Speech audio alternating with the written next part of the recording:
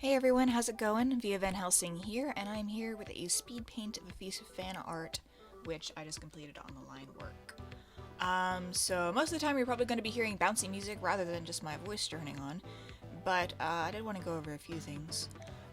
When I do a piece of art like this, as you can see the line work on it is already done. I just need to color in Lavender here. This is Lavender, by the way, from Grimm's Hollow video game that I just played through on here. So, hard part in the line work's over, now we get into the fun stuff. So what I'm going to do here is create a new layer. Now, over here, this layer here is just my sketch. It's a photo of my sketch, so if I turn that off, line work's still there. So I'm going to put this layer under my line work, and I'm going to go over here to the fill bucket and get a nice sort of a parchment color. I like doing my backgrounds over, or doing my painting over like a parchment color. I've heard it's bad for your eyes to look at a pure white background for long periods of time, but just sort of a parchment color makes the color pop and it kind of gives it a cool look. The first thing you need to do is like get a color scheme going. This is just sort of an easy cheat shortcut way to get the colors from the original to get them as accurate as possible. I'm going to go ahead and merge down layers to where it's a little bit easier for me to draw the colors off.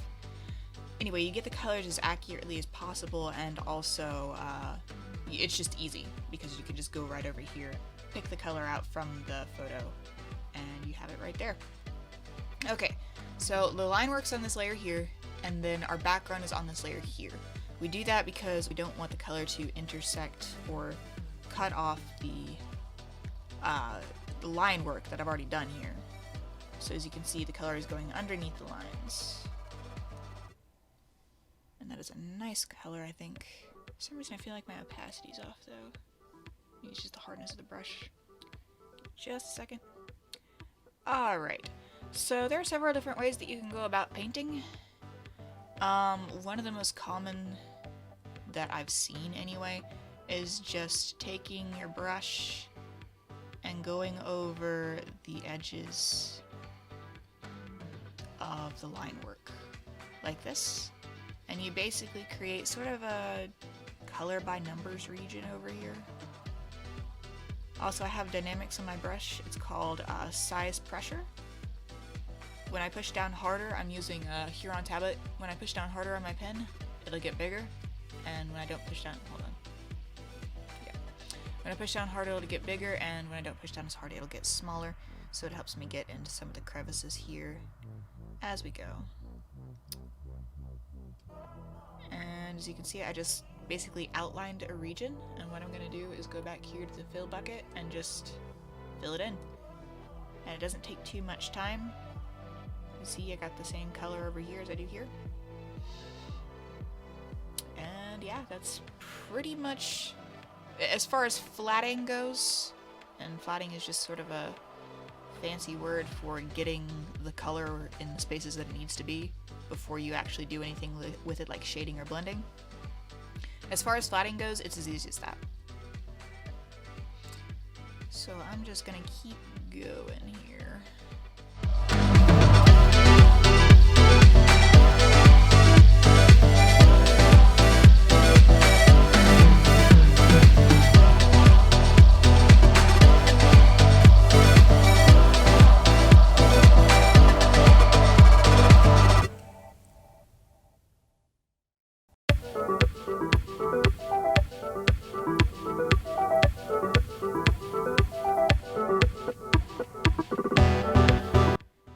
See, I've started just filling in the sections with my brush, just freehanding it. For smaller areas like this, it's just something that I've done just instinctively.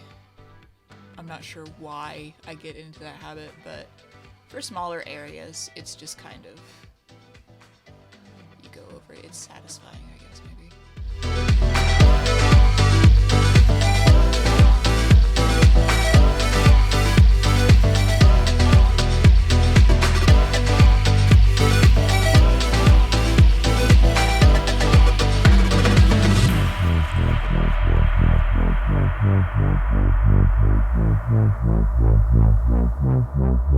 Now, some of you may have already noticed that I've made a mistake in my line work. I went ahead and drew the swirls for her face, when in reality the swirls for her face are just like orange blobs there. So I'm gonna go ahead and take this out. And that's a pretty simple process. Since your lines are separate from your paint, all you have to do is come over here and just erase. And it's as simple as that. Also, I just figured out something that was a mystery to me before when I erased that, and that is on this layer I forgot to do something pretty important. So what I'm going to do here is select by color, and as you can see it's selecting everything but the line work that I have, and then I'm going to do edit, clear, and now our colors are popping on the second one because what I forgot to do is I had a very like thin layer of parchment color over the sketch, the original sketch here, so that I could do the line work and that it wouldn't be confusing to me, but I forgot to remove that layer before I started painting, which is why the colors were dull. I was trying to figure out why the colors on there were so dull, and that's why. They look a lot better now. But that's no big deal. There we go. Okay, I'm gonna go ahead and do her staff.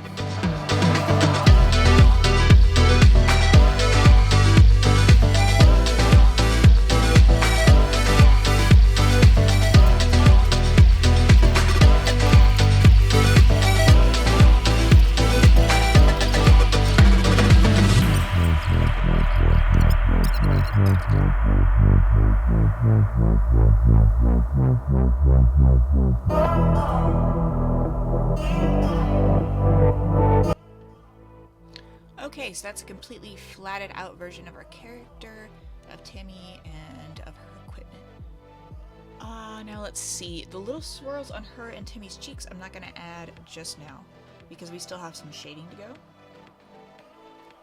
And it would just kind of interrupt the shading, so I want to first get the shading out of the way, and then we can move on with that sort of thing. For the shading colors, there's one of two ways that any given person could do this. We could either go over here to the Dodge and Burn tool, and we could just shade using that, and as you can see that's a perfectly reasonable way to shade. Or we could go over here to the colors that we already have, pick one out from her shading, and just shade with the, it looks like they used 3 tones for this, and just shade like that. For the sake of just authenticity and the fact that I do have this color scheme right here in front of me, I'm going to go ahead and use the second option. So I'm going to take here, this is a medium dark, and I'm just going to go over the areas and do a pretty flat shade. Like I'm not going to try to do anything super fancy with the blending in here, just because the style doesn't really allow for it being an RPG. And you guys might have noticed during some points that when I go back and I'm sort of erasing color off the canvas, what I'm doing is grabbing the color over here and just basically erasing it like that. And if I want to grab a color that's already there, you can just press Control and then tap a place where the color is to grab a color. It's very convenient while you're doing stuff like this.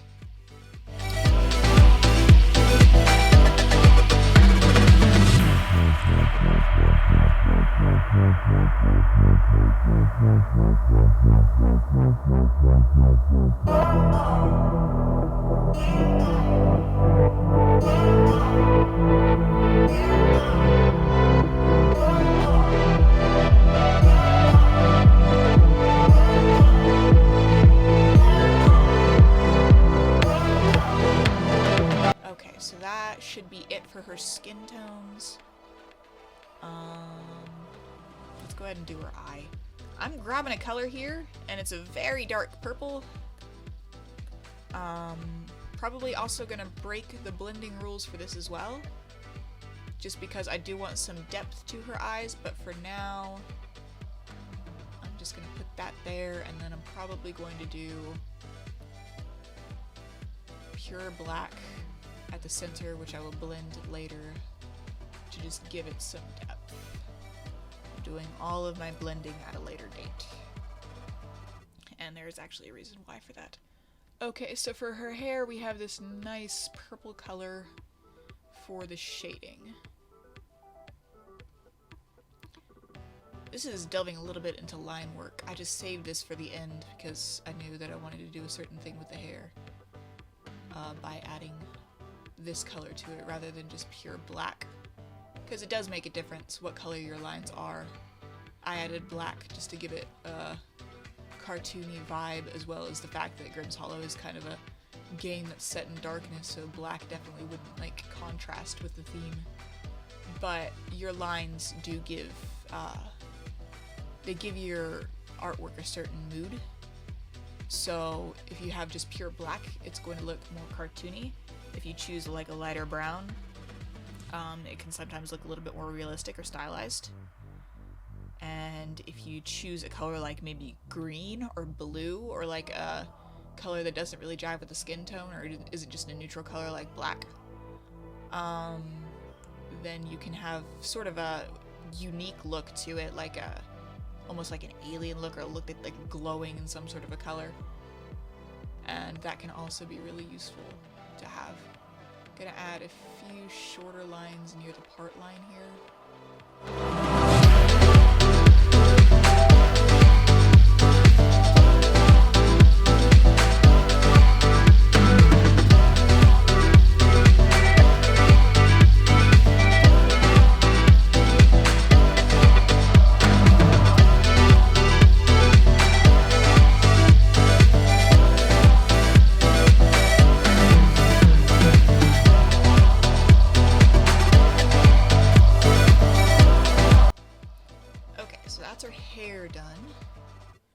Now let's see, why don't we go ahead and blend up those eyes?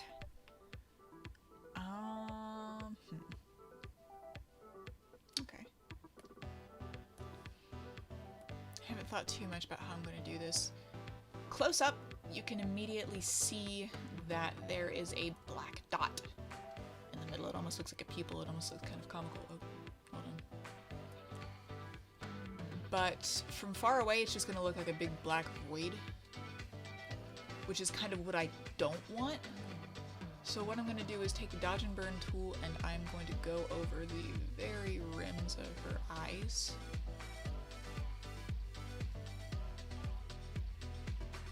And just make a sort of lighter, like a descent into darkness, I guess, instead of just having it go black immediately. And then just kind of gently take the smudge tool, excuse me, and go around the edges and just kind of make a circle. That way the eyes aren't just, they aren't just empty voids. I mean, I know they're supposed to be empty voids, but they aren't just empty voids. Okay. And for her mouth, let's just do a dark red. Very dark red, and we'll just have it the same color all the way through. Just make it nice and simple. Take it back, we're not going to have the same color all the way through. I'm going to take the dodge and burn tool. Oh, hold on. I dodged when I should have burned.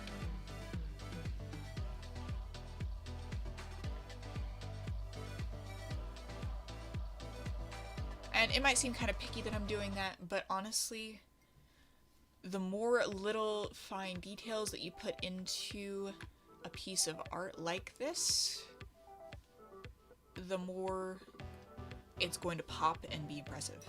And I'm not talking about putting fine details in it like meticulously looking over everything or putting in too much to where it looks too realistic or it just doesn't jive with the style. I'm talking about just making sure that you have everything neat and everything's in order, and just being a little bit meticulous with it. You don't have to drive yourself crazy, but it does help make the whole thing pop and just make it come together when you are specific about what you want.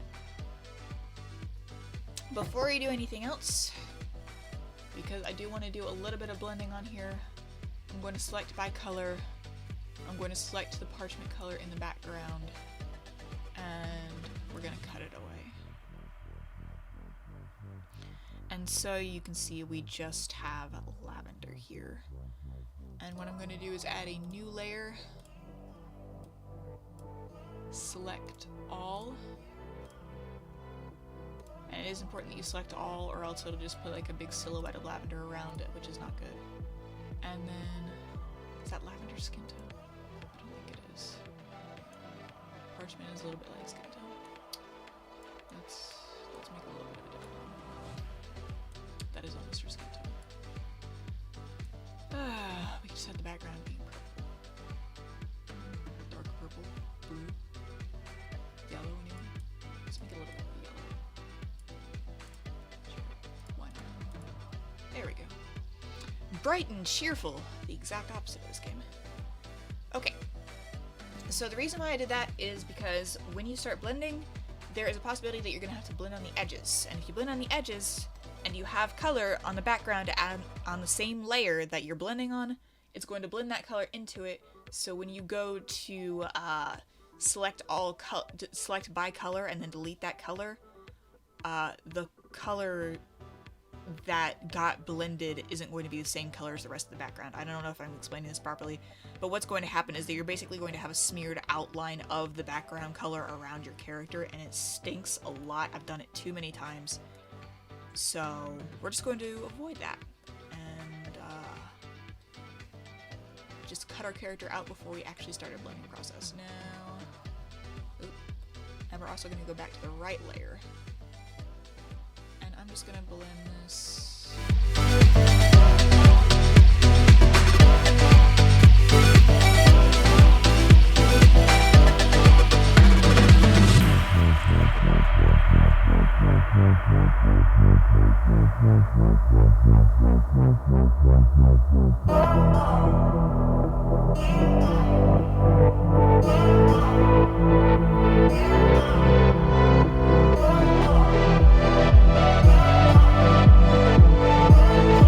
So if we zoom out here, we have a pretty good pick. Just by itself, it's I don't know, it looks pretty good. I'm very satisfied with the way this piece turned out. One thing we do have to add, hold on, we're gonna zoom way in.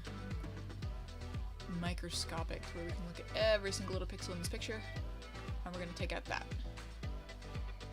Go down, and the standard brush that I've been using for the line work on this is just a 7 brush, just a 0.7 point brush, I guess is what you would call that. That's just for the scale of the pick, so it's not anything really important. We'll start from, okay. Whoop. Don't even know how I did that. Okay, so it starts from here, and then it just swirls around the cheek. Awesome. And then we're gonna go over down here to Timmy, who we've been pretty much ignoring this entire time. Sorry, Timmy. And we're gonna give him the same little swirls underneath his sweet little eyes. And I don't think there's any other really distinguishing features on Timmy. He's basically just cowering in her pocket, so I didn't want him to have too prominent a place. I am, however, going to give him a little bit of shading because we've been ignoring him this entire time. And since I don't have a picture of him, I'm just going to use the dodge and burn tool.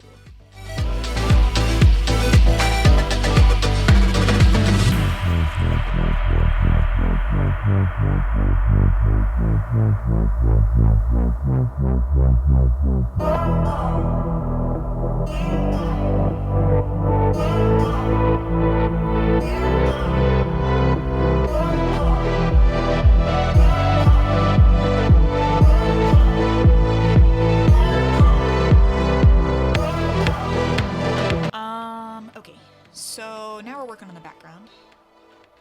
And we're just gonna select by color, and you all are gonna be happy to know that we're finally going to get this hideous color of yellow out from behind Lavender and put a real background in there. Now, I do happen to have several pictures of the backgrounds that we find in Grimm's Hollow. They aren't very exciting.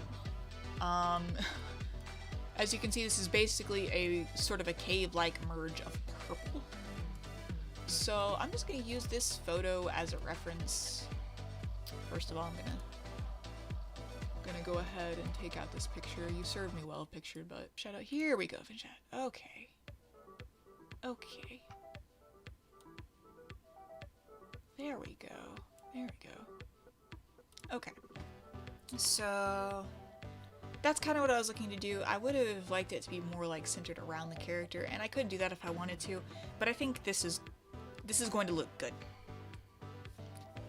And I don't think I would be able to make it look all that much better if I were to do it myself.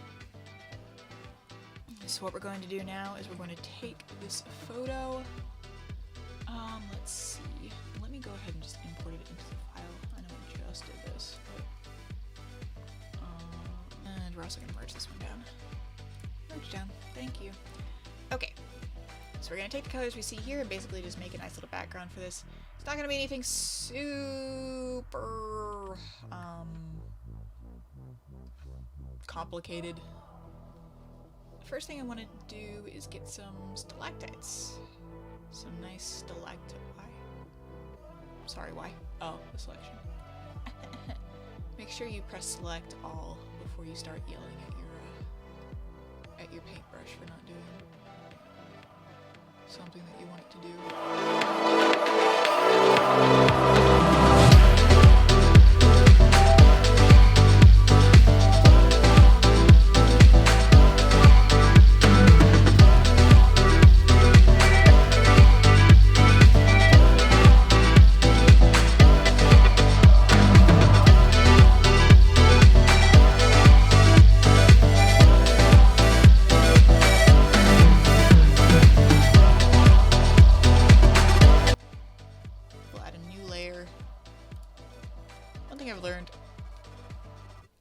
You can add too many layers, but you can't add too many layers.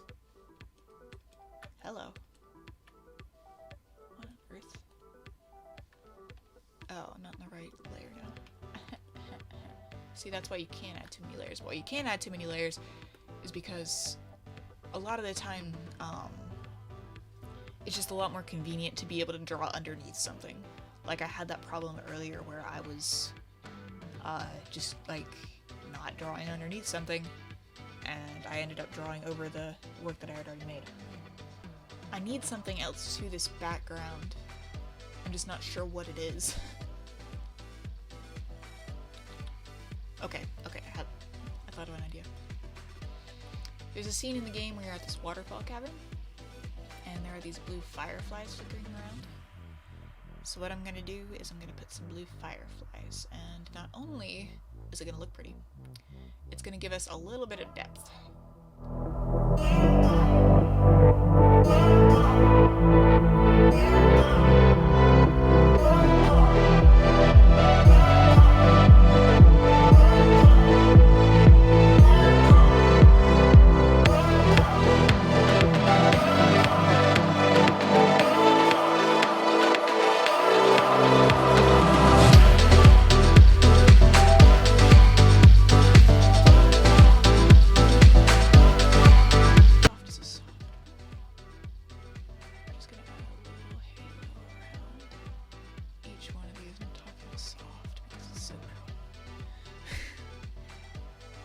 Really, I love making glowing things. It's so much fun. And I'm gonna go ahead and put this behind it so you can sort of see it peeking out behind.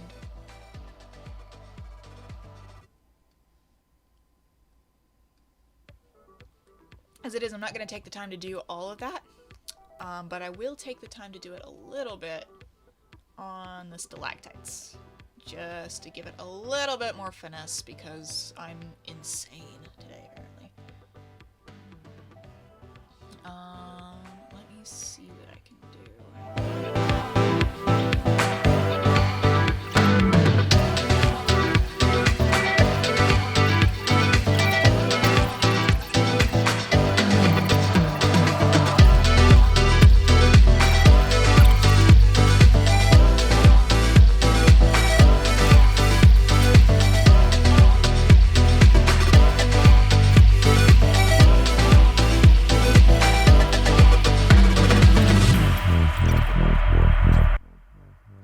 I'm always just sitting back here and wondering, is that where I should leave off, or should I do more?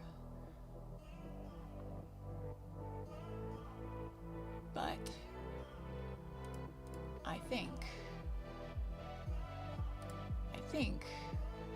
I am